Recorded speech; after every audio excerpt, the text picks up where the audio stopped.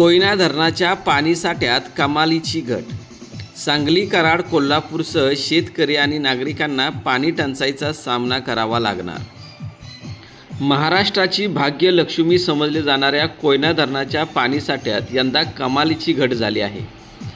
समाधानकारक पाऊस न झाल्यामुळे धरणातील पाणी पातळी खालावली असून येणाऱ्या काही दिवसात पश्चिम महाराष्ट्राला तीव्र पाणी टंचाईचा सामना करावा लागण्याची दाट शक्यता निर्माण झाली आहे.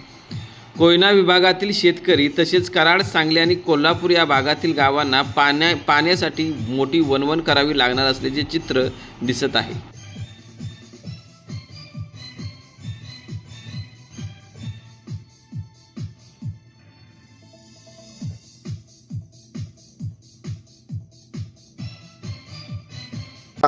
कोयना धरणातलं पाणी हे आता केवळ 10 TMC शिल्लक राहिलेलं आहे. आजपर्यंत जूनच्या पहिल्या आठवड्यामध्ये आतापर्यंत कोयना धरणामध्ये मागची 10-20 वर्षाची जर आकडेवारी पाहिली तर 15 ते 20 TMC पाणी जूनच्या पहिल्या आठवड्यामध्ये कोयना धरणात असायचं. पण यावेळी मोठ्या प्रमाणात ते पाणी खाली गेलेलं आहे. त्यामुळे या बाबतीत सुद्धा चिंता माननीय उपमुख्यमंत्री एकनाथजी शिंदे साहेबांनी व्यक्त केली.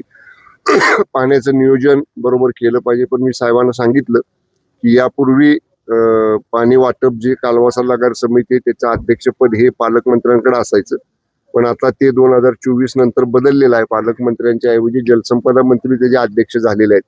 त्यामुळं तरी सुद्धा पालकमंत्री म्हणून आम्ही याच्यावरती लक्ष ठेवू. अशा पद्धतीनं विकास कामांवर, पाण्यावर, पावसाच्या परिस्थितीवर, पेरण्या कशा, शेतकऱ्यांच्या तयारी, पूर्व मशागतीच्या या सगळ्या गोष्टींवर चर्चा झाली. साहेब, कोयना धरणामध्ये एकूण पाणीसाठा 14.33 TMC तर उपयुक्त पाणीसाठा 9.21 TMC इतका आहे. पश्चिम महाराष्ट्रातील पाणी टंचाई आणि कोयना धरणाच्या प्रत्येक लाईव्ह अपडेटसाठी पाहत राहा लोकसम्राट महाराष्ट्र न्यूज. लाईक करा, शेअर करा आणि चॅनलला सबस्क्राईब करा.